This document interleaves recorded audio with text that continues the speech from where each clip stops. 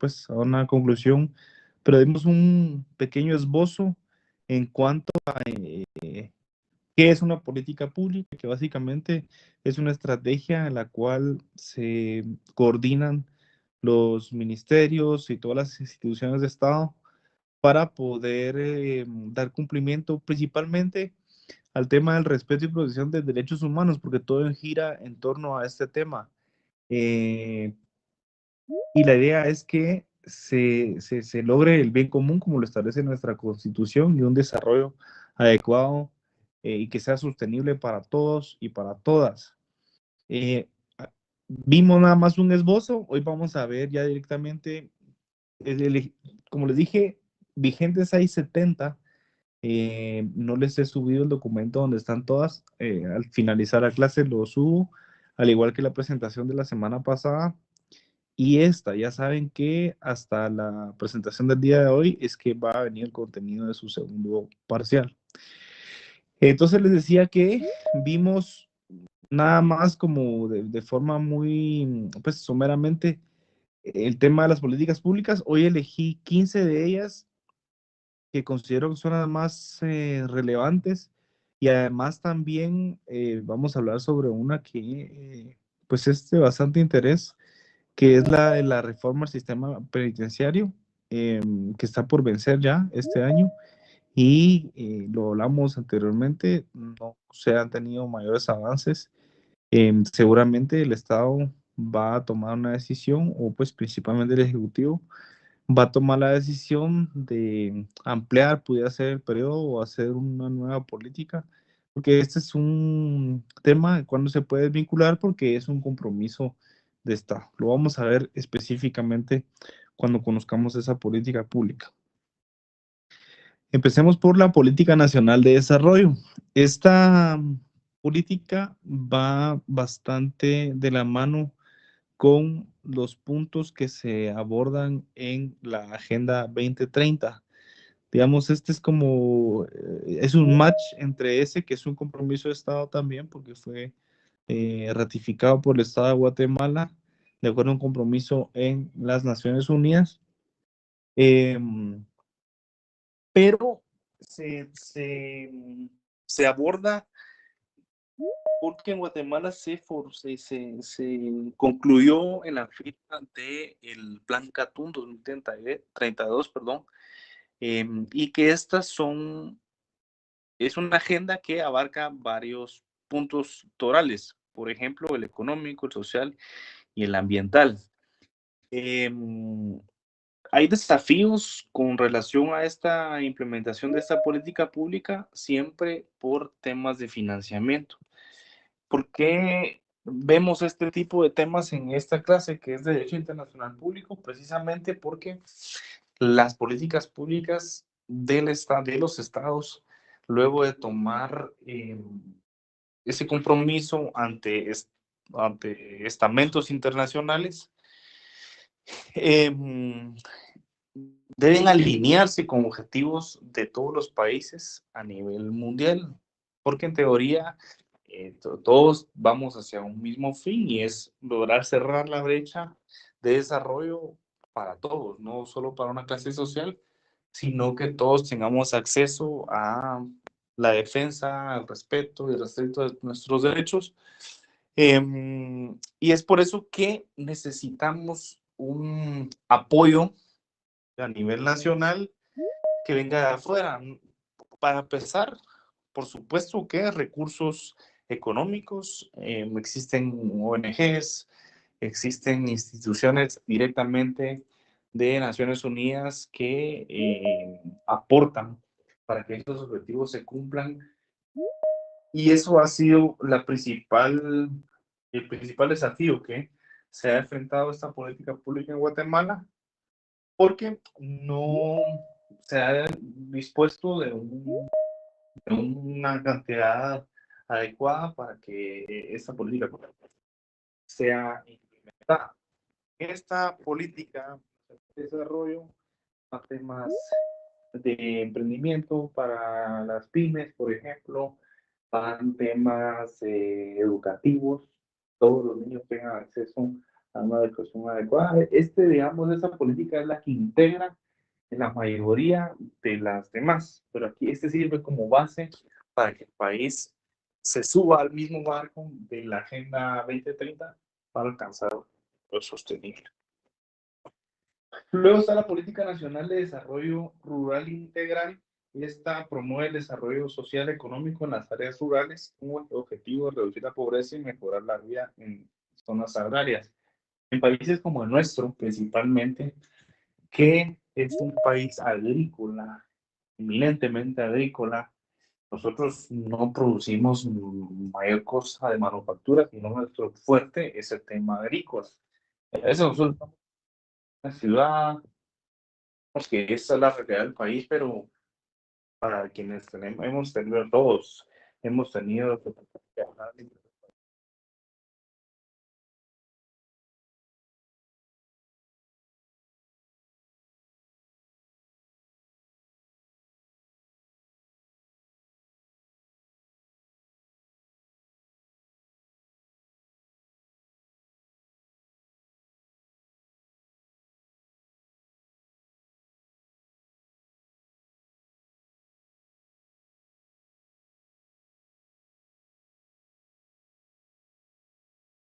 de las personas que viven el tema agrícola en el interior del país.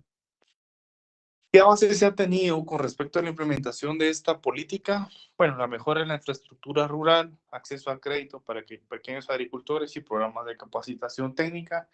Esto es, creo que esto no solo el acceso a créditos bancarios per se, sino que aquí juega un papel bastante importante el tema del cooperativismo, que en Guatemala creo que en los últimos, diría de 10 a 15 años, ha evolucionado bastante bien. Han habido organizaciones, propiamente los agricultores se organizan por cultivo, por ejemplo, hay cooperativas de café, hay cooperativas de maíz y así, porque es un buen recurso para poder nivelar a todos, que tengan quien compre ese producto, lo centralizan y luego pueden exportarlo o lo venden aquí mismo, pero eso nivela de alguna forma el precio, da acceso a créditos también a los agricultores, de tal manera que en Guatemala incluso hay una comisión específica de cooperativismo en el Congreso de la República, porque se ha vuelto un tema de interés nacional. Hay instituciones, que es el INACO, eh, dirigido estrictamente para el registro, el monitoreo a este tipo de organizaciones operativas. Desafíos, hay una distribución desigual de tierras y dificultades en la implementación de reformas agrarias efectivas. Ese es un tema que da lugar a que se abra un debate bastante importante, porque si bien es cierto que hay gran cantidad de tierras que están ociosas, eh, desde que hubo una reforma agraria a mediados del siglo pasado aquí en Guatemala, saben que eso se volvió un relajo, y hubo incluso el movimiento armado interno se dio por este tipo de situaciones. Es decir, este es un tema de nunca terminar. Creo que sí debiera hacer por propiedad privada, pero tierras que le pertenezcan al Estado directamente, pudiera buscarse la forma de distribuirla, pero es un tema sensible y ese es principalmente el desafío de esta política, que no, bueno, creo que los gobiernos se muestran bastante temerosos, y no se animan a lanzar una política que pueda dar una oportunidad un poco más amplia a nuestros pequeños agricultores. Políticas de desarrollo social y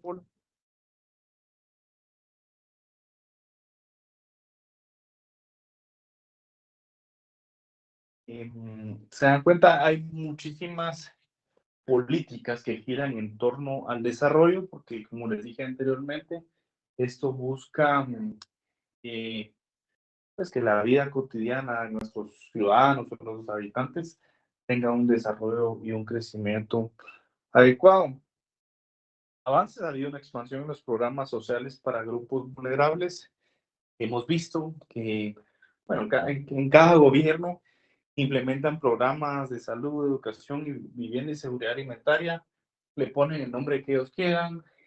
Primero eran un tema de un programa solidario, luego fue un programa seguro, y así han ido variando, pero lo cierto es que se implementan programas, lamentablemente son programas que se han desvirtuado porque se han vuelto clientelares, los han utilizado como una herramienta política para ganar adeptos o para condicionar la democracia, cosa que para nada es lo correcto. Y creo que debiésemos estar como población bastante expectante frente a este tipo de políticas, principalmente para que no se juegue con el voto, con la dignidad de nuestra gente, sino más bien que se utilice de la manera correcta, de acuerdo a la naturaleza a las cuales son concebidas este tipo de programas. Desafíos: persistencia de la pobreza extrema en áreas rurales e indígenas. Creo que no podemos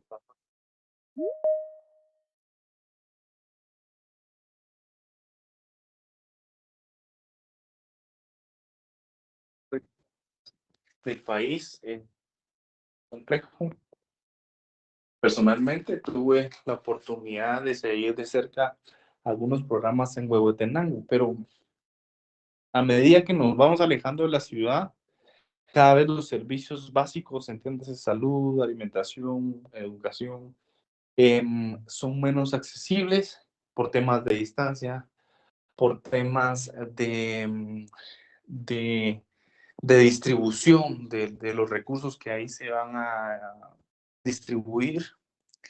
Entonces, por ejemplo, en un municipio que está de la cabecera de Huehuetenango, Huehuetenango está más o menos a 5 horas de la ciudad.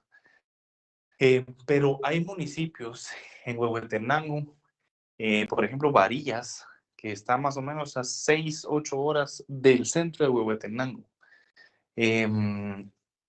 Entonces, antes, hablemos de hace unos 10 años, pensar en traer a un hospital nacional a un niño desde ni siquiera hablemos del centro del municipio de Varillas, sino de una aldea de ese municipio, traerlo hasta Huehuetenango. Principiamos porque las carreteras se encuentran en un estado bastante deplorable, el transporte es complejo, sumémosle a eso lo caro que representa poder movilizarse hasta el centro del municipio. Entonces, cada vez estas políticas lo que intentan es acercar los servicios a la población. Ahora, pues ya, afortunadamente, hablando de esa área, que es el área de Canjobal, ya hay un hospital nacional que lo acercaron a un municipio aledaño.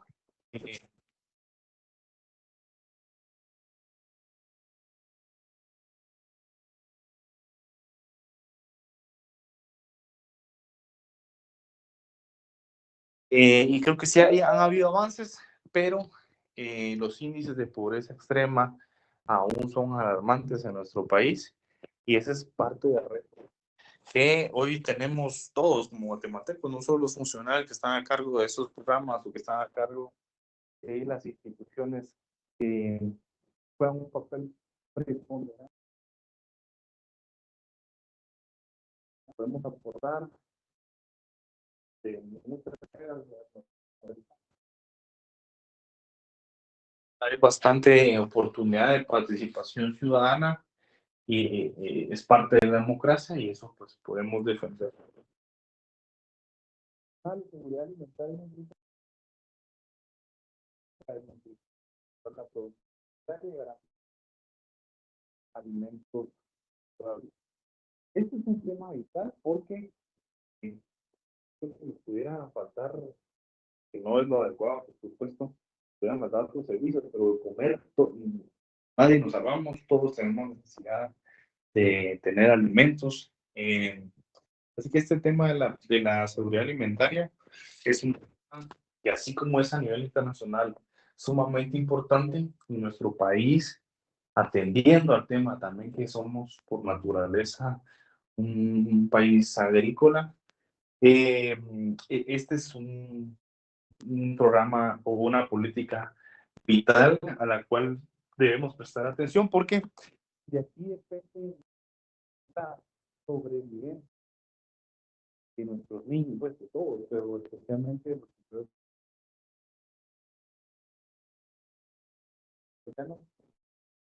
No tienen una adecuada alimentación que tenga los índices nutricionales adecuados, de ninguna manera pudieran rendir, por ejemplo, en la escuela, o tampoco podríamos hablar de tener una condición de salud óptima si no hay un correcto aporte nutricional dentro de los alimentos que consumen. Avances, hay programas de asistencia nutricional implementados en las regiones más afectadas por la nutrición crónica. Desafío de nutrición crónica sigue siendo uno de los mayores retos en las áreas rurales. Creo que todos hemos oído hablar del corredor seco en Guatemala, que está en el oriente del país. Hablemos Zacapa, Chiquimula, ese sector. Hay casos de verdad que lloran sangre. También tuve, ahí sí que el privilegio de conocer una organización no gubernamental que es Esperanza de Vida o Hope of Life, se denomina así porque su principal fuente de ingresos es, si bien es cierto que tiene un aporte dentro del presupuesto de ingresos y egresos del Estado, pero su grueso importante del presupuesto proviene de apoyos internacionales. Y esta es una organización ubicada en Río Hondo, Zacapa, en la que dan oportunidad que uno sea voluntario y vaya a las comunidades, forman algún tipo de comitiva, se llaman por casos. Por ejemplo, conocimos un caso en el cual llamaron porque había una niña de 13, 14 años aproximadamente, pero físicamente parecía como si tuviera 8 o 7 años por la misma desnutrición, porque comen tortilla con sal a lo mejor una vez al día. Entonces, esta organización lo que hace es eh, que arma como una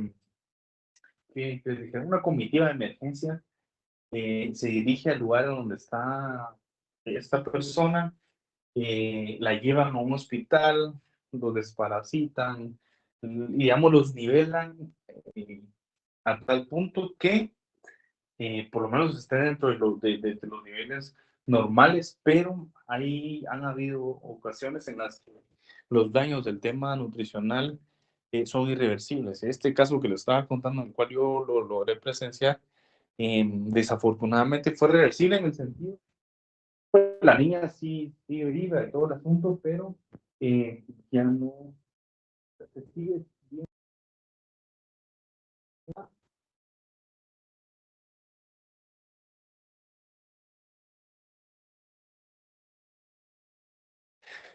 Entonces, digamos, esta ONG entra a batear, por así decirlo, como un tema de apoyo, que no, digamos, la obligación principal la tiene el Estado.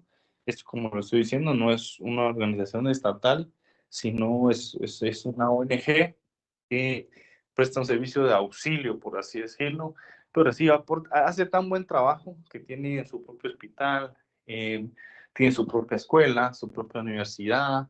Entonces rescata a los niños, los lleva ahí, ahí mismo estudian, llaman a los papás, porque regularmente la PGN lo recoge por lo mismo, que no en en todas las circunstancias, pero en un número bastante importante sucede por un descuido también de los padres. Entonces les quitan la custodia y los pasan ahí, en donde tienen tutores 24 horas, los 365 días. Y creo que es un programa que suple una necesidad del propio Estado, quien es el obligado de poder ver este tipo de aspectos, eh, pues logren alcanzar un servicio adecuado.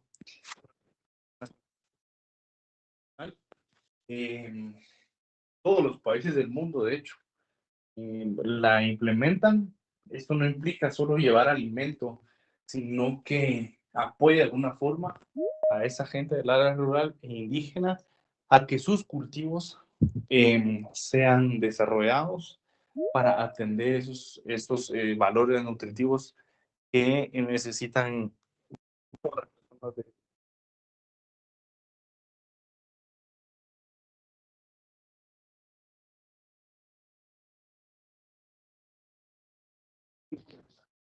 de 30 los niveles de, del ambiente a nivel mundial cada vez son más alarmantes.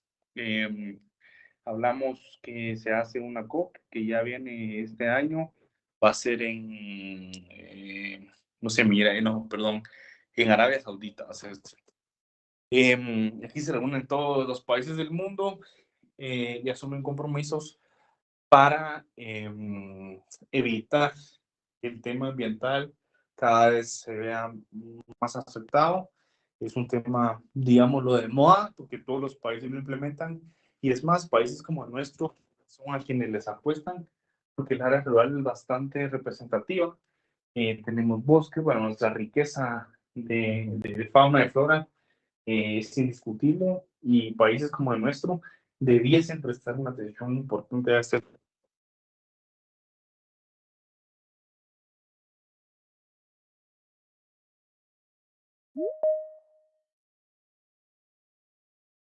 Eh, se han incorporado eh, temas de educación ambiental al currículo nacional del Ministerio de Educación y los desafíos, los recursos siempre volvemos a lo mismo, son insuficientes para implementar programas educativos y falta de capacitación de docentes en temas ambientales. Se está haciendo un esfuerzo bastante importante, principalmente el Ministerio de Ambiente y Recursos Naturales, que ahora vemos que en estos temas ambientales el ministerio ha avanzado porque ahora pues ya piden estudios de impacto ambiental, hay denuncias y demás, monitoreo, ya se le pone más atención, aún nos falta un trecho bastante largo por recorrer, pero lo cierto es que ya se está trabajando en eso.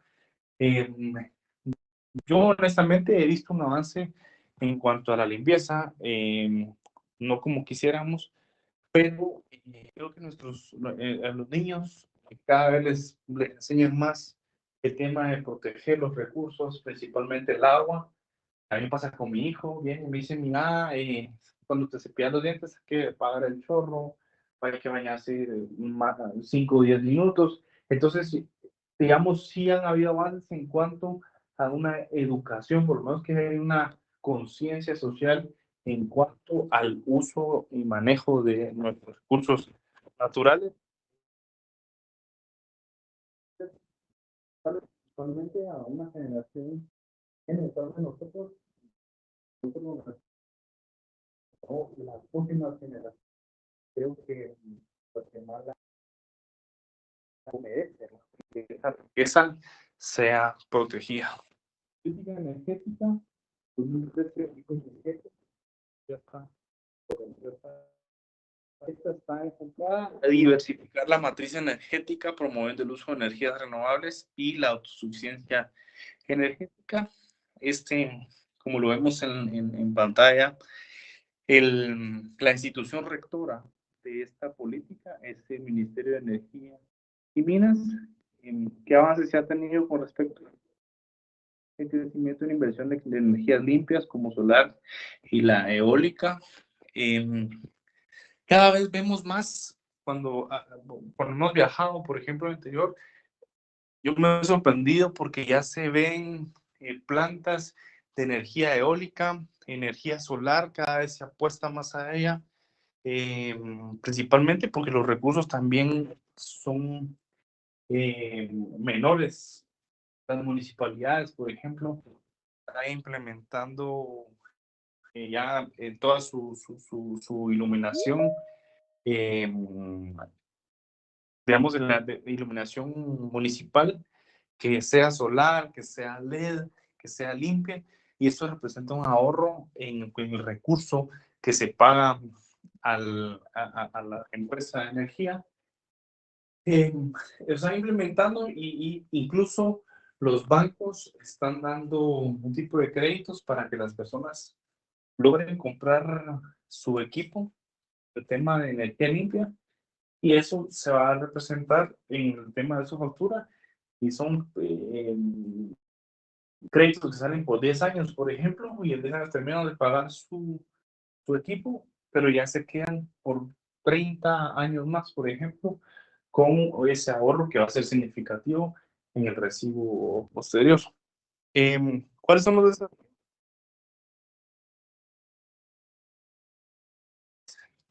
Aún hoy, en el 2024, hay muchas comunidades en el interior del país que no tienen luz. Y eso pues ya casi que es un derecho humano que todos tengamos acceso a luz. Si a nosotros nos quitan la luz, por ejemplo, nos volvemos locos porque ni siquiera tenemos para poder cargar nuestros dispositivos, para poder seguir esta clase, por ejemplo, televisión, para la ducha, bueno, todo lo que sabemos que conlleva el tema de energía. Ese es un reto para nosotros como guatemaltecos y para instituciones, que todos tengamos acceso a energía y principalmente haciendo uso de los propios recursos naturales, eh, como lo decía, a través de temas solares. Política Nacional de Desarrollo Turístico Sostenible. Esta promueve un turismo sostenible, un enfoque en el turismo comunitario y la conservación del patrimonio natural y cultural. Guatemala, bueno, hay países, por ejemplo, Estados Unidos, que su principal fuente de recursos es el turismo. Estados Unidos vive eso. Ciudades importantes como Nueva York, eh, Orlando, Los Ángeles, Las Vegas, ahí son billones los que se mueven al año por tema turístico. Ya ha sido un tema que lo han sabido aprovechar, que lo han sabido explotar y que lo están cuidando. En este caso, Guatemala, que su turismo es más como ecológico. Hay países, por ejemplo, como Costa Rica, que si bien es cierto que reciben cerca del 95%, por ejemplo, la cooperación española, el 95% de la cooperación española que va dirigido para América Latina, se centraliza en Costa Rica. Y Costa Rica tiene entonces una política ambiental eh, y turística bastante relevante. Hemos visto, creo que todos los anuncios de las playas en Costa Rica, eh, y eso es lo que pudiéramos implementar aquí en Guatemala. Aquí en Guatemala hay lugares increíbles, pero no se les da la relevancia. Creo que nuestras autoridades aún están como atascadas en generar ingresos como lo hacían hace muchas generaciones, pero el tema del turismo en Guatemala hay muchísimos lugares que otros países envidiarían tener. Por ejemplo, en Huehuetenango hay una infinidad de ríos, de lagunas cristalinas totalmente, pero por ejemplo no tienen accesos adecuados desde la carretera, desde los senderos, eh, no cuidan porque también hay demasiada basura en los alrededores y demás. Pero este tema turístico, por ejemplo, el tema del mundo maya, vieron en México ese tema del tren Maya, vino a darle como un refresh al tema turístico, y Guatemala pudiera su tipo de movimiento de estos porque, bueno, hemos visto cantidad de extranjeros, principalmente estadounidenses, que vienen a Antigua Guatemala, a Petén y demás, y honestamente son lugares turísticos bastante interesantes que en México, pues estás en el estado de las casas, por ejemplo, que es lo más parecido a la Antigua, pero aún así, Antigua sigue siendo muchísimo mejor, pero de verdad, abismalmente. Pero los mexicanos también saben explotar sus lugares turísticos, cosa que en Guatemala aún no se desarrolla. Entonces, dentro de los principales avances tenidos, desarrollo de rutas turísticas sostenibles y mayor participación de comunidades locales, porque se han implementado programas principalmente con aportes de la comunidad internacional para poder educar a la gente de las comunidades a poder hacer, a explotar de forma adecuada sus recursos. Desafíos, la necesidad de conservar los recursos naturales y culturales frente a la enfermedad. Este es un tema de saber vender los lugares turísticos.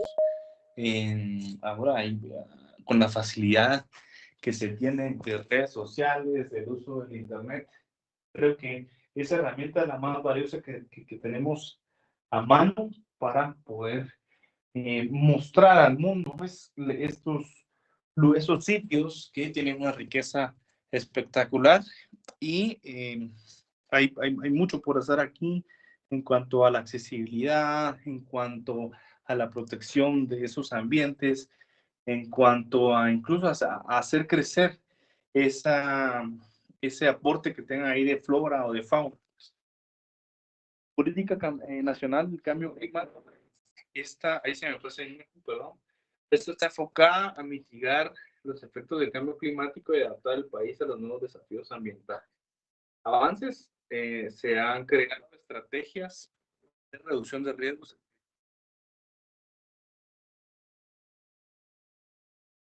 Este tema del cambio también, por eso les decía que disculparan, porque ahí se me fue una imagen del Ministerio de Energía y Minas, pero aquí tienen, de hecho, una dirección, una dependencia encargada específicamente para el tema del cambio climático, porque debemos sumarnos como país también a evaluar, monitorear el tema de la emisión de CO2 climático. Principalmente países como nuestro, que tienen la fortuna de tener una serie de microclimas dentro de un territorio tan pequeño. Creo que esta política debe fortalecerse, debe prestarse atención. Ahora, ¿qué desafíos tenemos en cuanto a la implementación de esta política? El alto riesgo de la falta adecuada para enfrentar los efectos del cambio climático. Guatemala ha sido sujeta ya históricamente, desde siempre.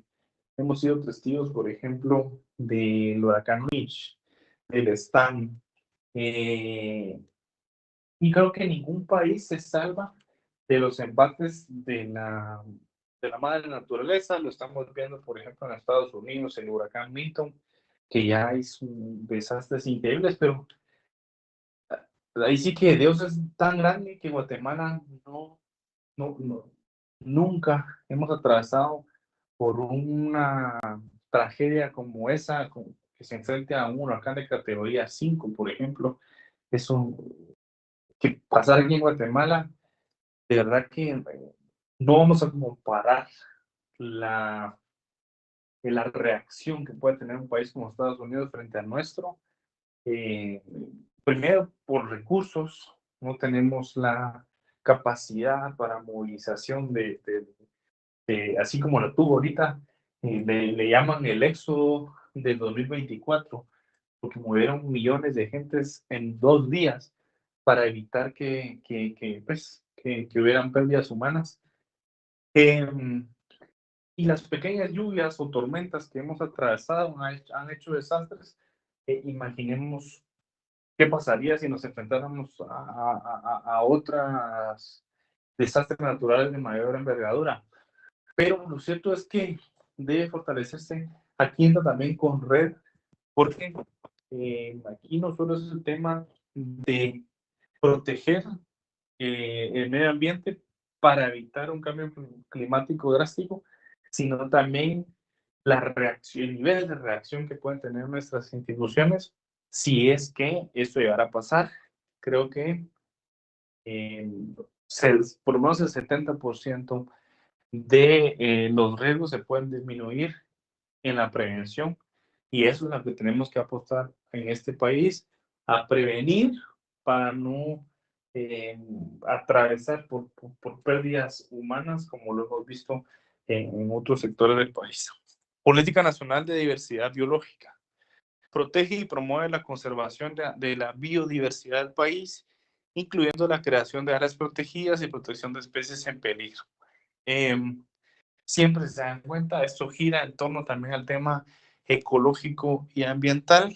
Es importante que esa riqueza que tenemos en la fauna, por ejemplo, en cuanto a la protección de especies en peligro de extinción, sea atendida, porque eso también se traduce en una atracción turística.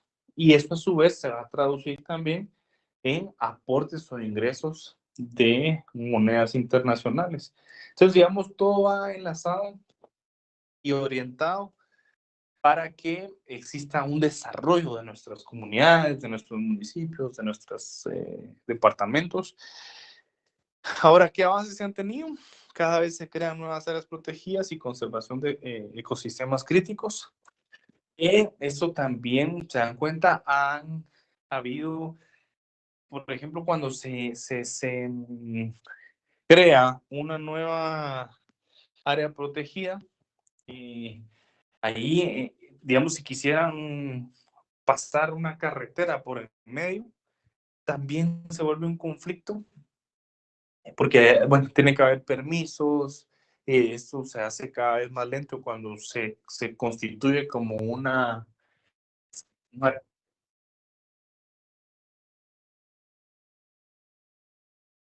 obstáculo.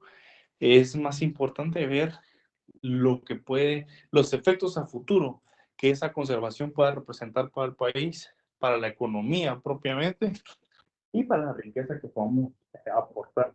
Desde ese aspecto, desafíos, hay presiones por la expansión agrícola, de la deforestación.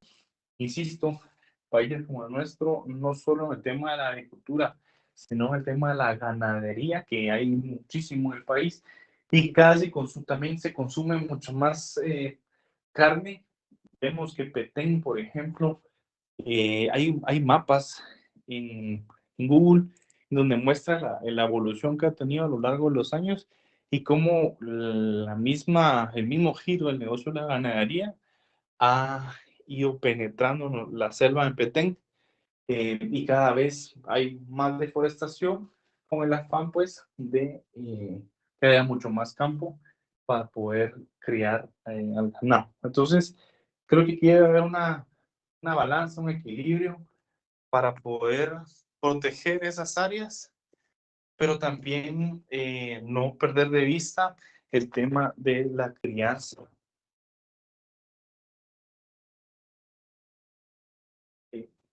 Evidentemente, debe existirla, no en todos los casos, pero hay cultivos que sí lo requieren y que también representan un aporte económico bastante sustentable para esas comunidades, pero se trata de buscar un equilibrio y no irse a los extremos.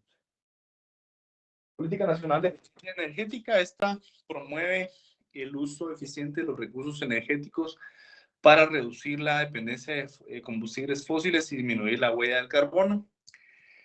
Avances: se han implementado programas de eficiencia energética en industrias claves. Entre los desafíos está la implementación lenta en el sector residencial y comercial debido a la falta de conciencia de recursos. El tema aquí es que cada vez se busca que las industrias, principalmente, que son las que más consumen y queman este tipo de diésel o gasolina, por ejemplo, que cada vez tengan un aporte verde. Por ejemplo, la planta de San Miguel y la planta, la que está en San Juan, Zacatepeques, de Cementos Progreso, fue también un aporte millonario que tuvo esta empresa. Evidentemente su capacidad se los permite, pero el Estado favorece a esta y a muchas empresas más que se suman al tema de reducir el consumo de combustibles fósiles, los favorece. Por ejemplo, reduciendo algún tipo de tasa. Y eso a mí me parece bastante bien. De hecho, no se hace solo aquí en Guatemala, sino en todas partes del mundo.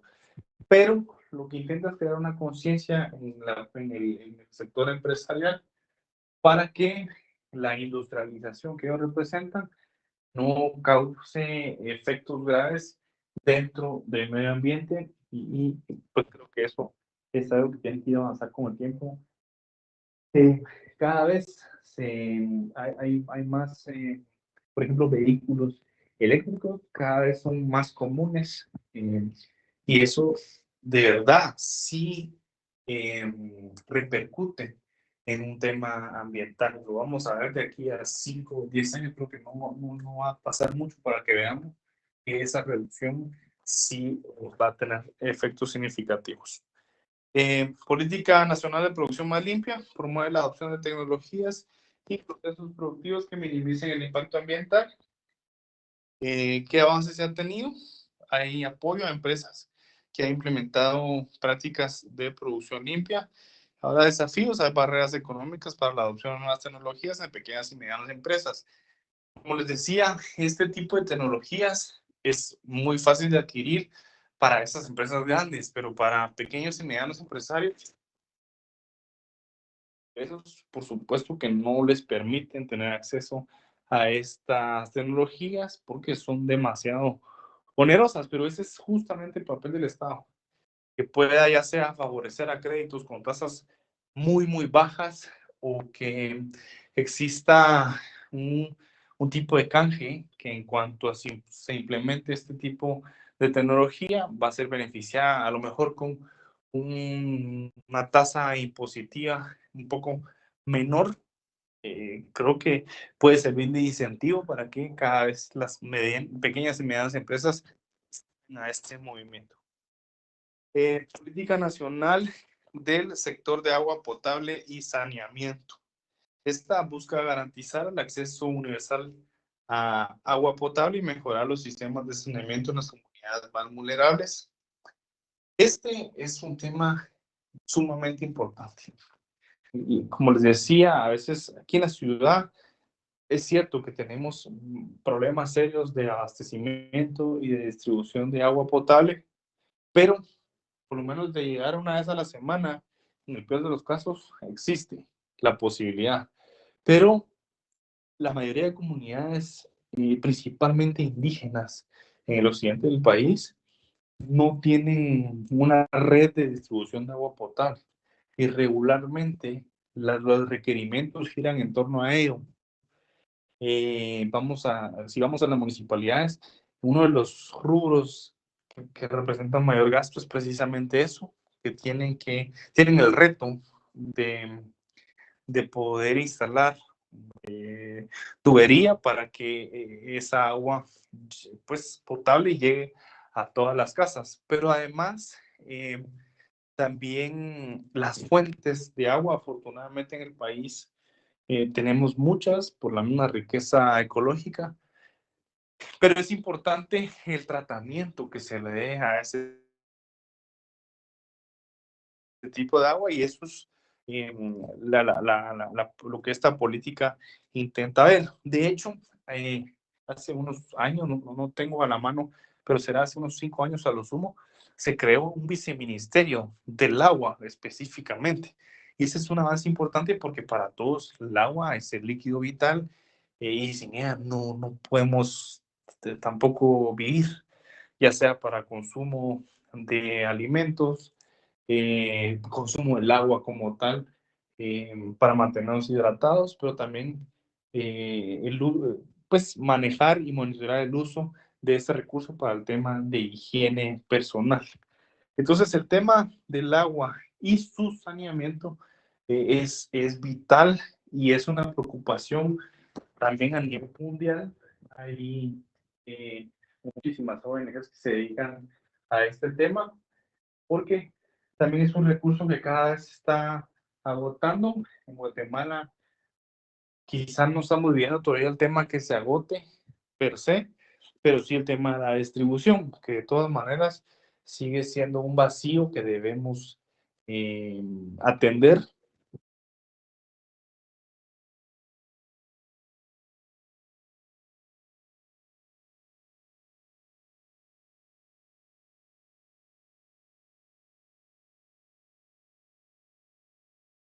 Claramente, todas estas políticas van entrelazadas, van relacionadas y deben ejecutarse de manera coordinada porque al final el tema del cambio climático va a repercutir en la riqueza hídrica que podamos tener para poder atender las necesidades de nuestra población.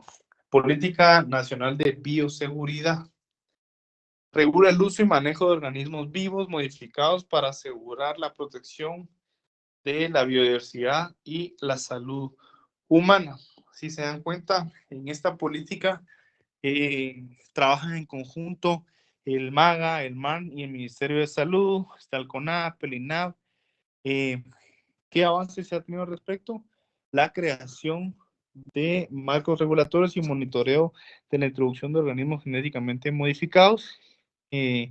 La falta de infraestructura, como desafío, la falta de infraestructura para monitorear adecuadamente los efectos de los organismos en el ecosistema. No sé si alguno de ustedes también ha escuchado el tema de Moscamed. Que Moscamed lo que hace es que lanzan millones de moscas que son modificadas genéticamente para que estas al momento de pues, de llevar a cabo ese proceso de reproducción puedan esterilizar a las demás y que no se siga propagando más esta plaga que por supuesto afecta el tema de cultivos, el tema alimentario y demás. Así que existe una política nacional de bioseguridad en este aspecto.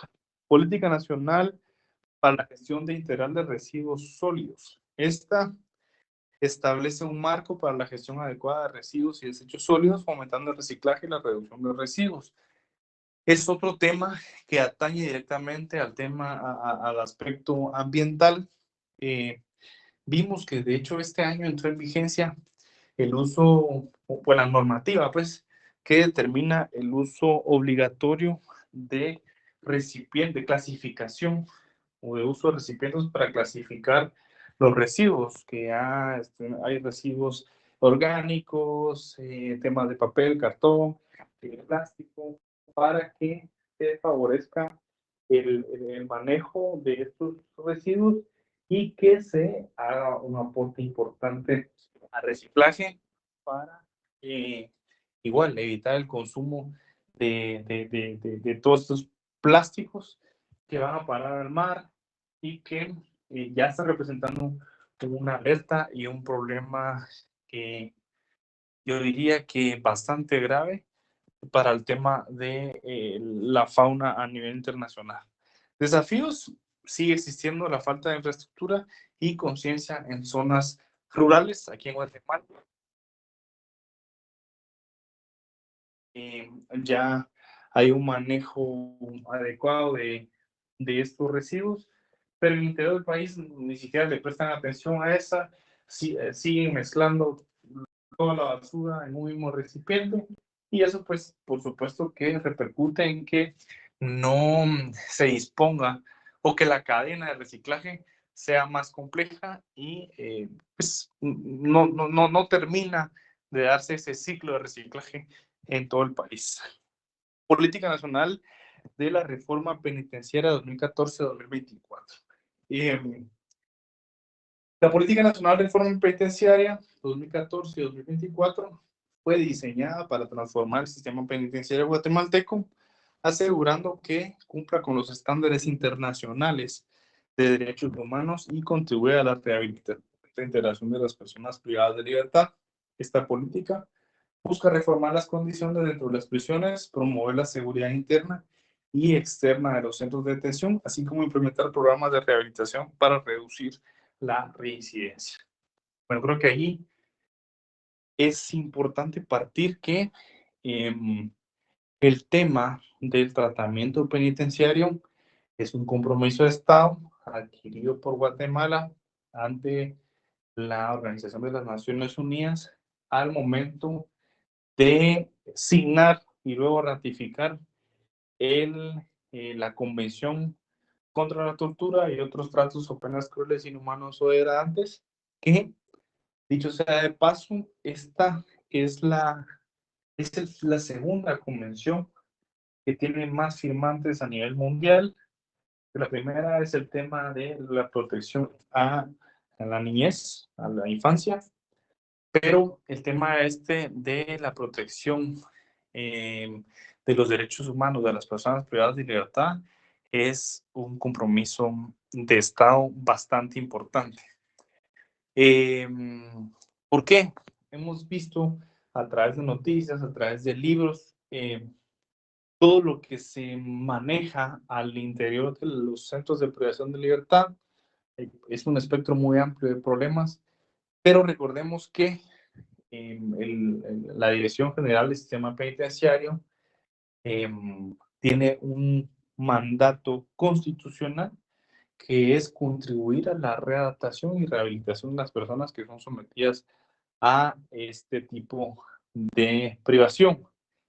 Si bien es cierto que se encuentran privados de libertad, todos sus derechos siguen vigentes, a pesar que sean condenados o sentenciados, y lo único que se suspende es, por supuesto, la libertad y algunos derechos civiles, como por ejemplo el derecho a elegir y ser electo, el tema democrático.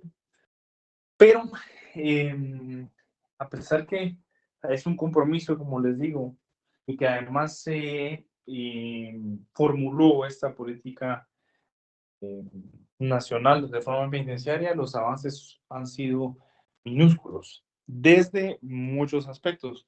El primero es que el sistema penitenciario, lejos de representar una ventana que pueda aportar a la rehabilitación de las personas privadas de libertad, eso se ha convertido en una universidad del crimen porque no salen rehabilitados. De hecho, hay un régimen progresivo que lo contempla la ley del régimen penitenciario, que tiene una serie de etapas en cual desde que ingresa debiese existir una clasificación de acuerdo a su perfil criminal, cosa que no se da en Guatemala, precisamente porque cada vez la población penitenciaria crece más, y los inmuebles destinados para este efecto se han vuelto insuficientes. Hay hacinamiento cerca del 125%, perdón, 325%. Es decir, que por el tema del trabajo me ha tocado visitar todas las cárceles del país, pero hay cárceles en las que están destinadas, por ejemplo, para 1,000 personas y hay 5,000. Es el ejemplo del preventivo de la zona 18 para varones. Esa está destinada, en el momento que se construyó, eso es lo que se previó, capacidad para 1,000 personas, pero actualmente ya superan las 5,000. Y eso, ¿en qué repercute? En que duerman en el suelo. Es cierto que no son ángeles o niños de primera comunión, pero también, así como hay personas que han afectado y han vulnerado derechos de otras personas, hay un porcentaje que es inocente o que están por ejemplo, un homicidio culposo. Entonces, creo que lejos de contribuir a una readaptación, esto perjudica gravemente en la conciencia, en la dignidad de estas personas. Los niveles nutricionales, no se pretende que ahí se sirvan banquetes, pero lo básico para que alguien pueda sobrevivir. Entonces, se ha hecho un esfuerzo por poder reformar esto, pero lo principal es que no existen suficientes recursos para poder atender a este sector poblacional. Otro aspecto que repercute en esta situación es el acceso a la justicia. Para quienes trabajan o han trabajado de cerca del sistema judicial, debemos reconocer que existe una mora judicial muy extensa, muy amplia, y esto no favorece en nada a disminuir la población penitenciaria, Afortunadamente, ya el año pasado entró en vigencia, ya existía la ley para el uso de brazaletes electrónicos, pero hacía falta el reglamento. Bueno, así estuvieron como 5 años. Luego de que sacó reglamentos, tuvo que sacarse un evento de licitación para que el Ministerio de Gobernación hiciera la compra de estos dispositivos. Se cayó muchas veces y finalmente ya existe esta tecnología, está a disposición de los abogados defensores, quienes tienen que hacer la petición expresa para que sus patrocinados tengan derecho a este tipo de beneficio, diría yo, porque esto les permite continuar trabajando y que dejen de seguir representando un gasto para el erario público. Y que también esto pues, es una herramienta que debe hacerse uso por parte de los propios jueces como tal. Porque, por ejemplo, de los 25,000 que ya superamos, ahorita son como 27,000 más o menos, personas privadas de libertad, más o menos el 60% de las personas se encuentran en prisión preventiva. El estándar internacional para que una persona permanezca en prisión preventiva es de 1 año. En Guatemala he visto muchísimos casos que superan los 10 años de prisión preventiva. Entonces, frente a la comunidad internacional, y eso ha sido muy reprochable para el Estado de Guatemala, el hecho de que una persona se encuentre sujeta a una privación de libertad preventiva por más de 2 años es algo totalmente inconcebible, porque eso denota que el Estado ha sido incapaz de poder esclarecer los hechos, o por lo menos en un sistema como el nuestro, que es acusatorio, poder determinar que efectivamente la persona es ya culpable. Entonces, digamos aquí, esa es una política que va ligada específicamente a el sector justicia. Entonces, ¿qué objetivos principales tiene esta política? Es mejorar las condiciones de vida en las cárceles, garantizando a los privados de libertad que tengan acceso a servicios básicos como la alimentación adecuada, atención médica y condiciones de salubridad. 2, la rehabilitación y reintegración, es decir, implementar programas educativos y laborales para preparar a los reclusos para su reinserción a la sociedad. De eso se trata. Si van a entrar ahí, no es para que salgan con peores contactos, que se relacionen con, a lo mejor alguien entra por una tontería como, por ejemplo, negación de asistencia económica, y sale ahí aprendiendo de otros crímenes mucho más grandes como tráfico de drogas, extorsión y demás.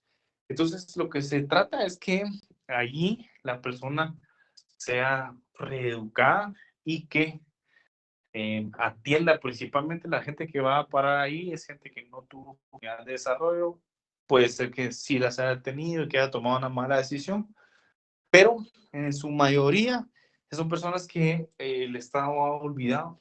Entonces, lo idóneo y lo adecuado es que se rehabiliten y que salgan siendo útiles para la sociedad. Hay países como, por ejemplo, Noruega y Dinamarca, que están cerrando sus cárceles y que las están volviendo escuelas, porque primero las condiciones de vida son diferentes. La población no tiene necesidad de delinquir porque tienen acceso pues, a servicios de alta calidad, son países ricos, pero que además de eso, que al final de cuentas toman una mala decisión y van a parar a estos sitios, por lo menos tengan un acompañamiento del Estado y que puedan reintroducirse en la sociedad y que puedan ser útiles a la misma. Como otro objetivo principal está la seguridad y control, fortalecer las medidas de seguridad tanto dentro como fuera de los centros penitenciarios, controlando la violencia interna y las actividades ilícitas que pudieran ocurrir dentro de las cárceles. Y 4, que para mí es el más importante, garantizar el respeto de los derechos humanos de los reclusos, protegiéndolos de abusos físicos, psicológicos y de otros tipos. ¿Qué avances se han tenido? Se han realizado inversiones para mejorar la infraestructura de algunas cárceles con el fin de reducir el hacinamiento y mejorar las condiciones de vida. Es cierto que sí se han realizado inversiones, pero han sido minúsculas. No le ha hecho ni cosquillas al sistema penitenciario la inversión que se ha hecho. De hecho, yo les diría que un 95% el destino de esos recursos son para funcionamiento y no para inversión. Programas de rehabilitación, se han implementado algunos programas educativos y de capacitación laboral dentro de los centros penitenciarios con el objetivo de ofrecer a reclusos herramientas para su reinserción social. Existe un programa especial que ha servido de programa piloto en mujeres, allá en Fraijanes. Y pues este es un sistema adoptado eh, o pues imitado de Estados Unidos, en el cual allí mismo siembran sus legumbres, digamos, se aborda el tema de privación de libertad de un aspecto autosostenible que ha funcionado bastante bien, pero desafortunadamente,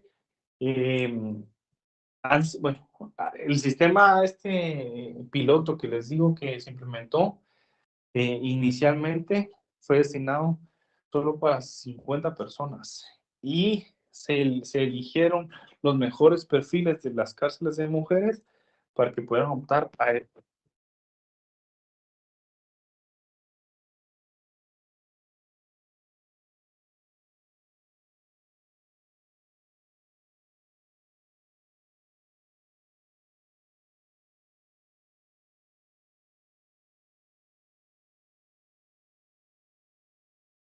derechos humanos.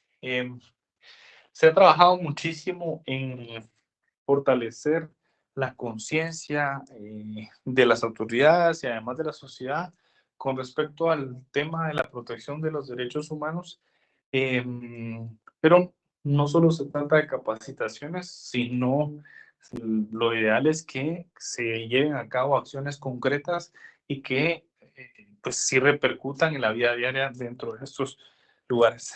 Desafío. El hacinamiento es el principal programa. Uno de los mayores retos del sistema es el hacinamiento extremo. Las cárceles guatemaltecas albergan una cantidad de reclusos muy superior a su capacidad, lo cual genera condiciones insalubres y difíciles de controlar. Vamos a tener una clase específicamente de este tratado en la próxima etapa. Voy a tener un invitado especial para que nos hable de este tema penitenciario, pero el tema del hacinamiento repercute en temas que por lo mismo que hay un hacinamiento, se produce mucha enfermedad de tuberculosis. Por lo mismo, pues, por ejemplo, hay un baño para, ¿qué les digo? 50, 100 personas. Imaginemos que en una misma noche se enferman 2 personas del estómago. Eso se vuelve un infierno, principalmente porque tampoco tienen acceso a agua. Bueno, y en fin, es un desastre. Falta de recursos. A pesar de los avances, el sistema penitenciario enfrenta una escasez crónica de recursos financieros y humanos, lo que dificulta la implementación completa de programas de rehabilitación y mejoramiento en las instalaciones. Eh, la principal lucha, por ejemplo, la Oficina contra la Tortura en este aspecto ha sido que los equipos multidisciplinarios se integren, porque de esta forma pues, va a haber un aporte integral a las personas privadas de libertad, principalmente en temas de salud. Regularmente, cada muy poco tiempo renuncian los médicos o no tienen contratado un enfermero de planta, ni hablemos que en las clínicas de los centros penitenciarios se encuentran abastecidas, perdón. Eh, entonces, esto evidentemente va a representar una complicación en la vida de estas personas. Corrupción, para nadie es un secreto que dentro del sistema penitenciario la corrupción es un obstáculo importante. La infiltración de organizaciones criminales y el tráfico de influencias dificulta la implementación efectiva de reformas. Sabemos que la mayoría de explosiones provienen de esos centros carcelarios. De hecho, en atención a ello es que se implementó o se creó la ley de uso de terminales móviles dentro de estos lugares, lo cual las prohíbe, por supuesto, y tiene sanciones bastante representativas para quien infrinja esta prohibición. Violencia interna. A pesar de los esfuerzos por mejorar la seguridad, la violencia entre los reclusos y la actividad delictiva dentro de las cárceles sigue siendo un problema. Hay un autogobierno dentro de estos centros. Hay estructuras muy fortalecidas. Difícil de atacar por el hecho de que hablemos que por dar un ejemplo nuevamente, en zona 18 hay una población penitenciaria de cerca de 5.000 a 6.000 personas y el cuerpo de seguridad será de 150. Imagínense, es imposible que 150 personas de seguridad puedan hacer frente a controlar a este grupo de personas que está recluida, primero porque le ganan en número por lo menos más de 50 veces. Entonces eso imposibilita que las fuerzas de seguridad puedan actuar como debieran. Instituciones encargadas en Mingo, que a esta institución está adscrita la Dirección General del Sistema Penitenciario, que es la dependencia que administra los centros de detención y es responsable de ejecutar los programas de rehabilitación y seguridad y organizaciones de sociedad civil e internacionales. Algunas organizaciones no gubernamentales y agencias internacionales han colaborado en la implementación de programas de derechos humanos y rehabilitación. Entonces, hasta aquí llegamos con la clase del día de hoy. Yo ahora les subo esto para que sea parte del contenido. Les debo dos, que sería la clase anterior y esta. Vamos a manejar un criterio similar al de la vez pasada, una serie de desarrollo, una de opción múltiple para favorecer la selección múltiple, pero también me interesa mucho, como les insisto, el tema de desarrollo, porque quiero que ustedes logren expresar sus ideas y que sinteticen lo que hemos visto. Así que, pues ya estamos sobre el tiempo. Entiendo que tienen una segunda clase.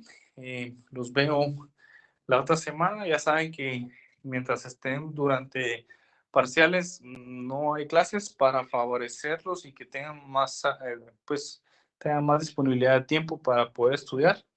Pero nos vemos en la fecha del calendario. Gracias, Lee. Feliz noche. Feliz noche, que descansen. Muchas gracias. Feliz noche. Feliz noche, Lee. Feliz noche.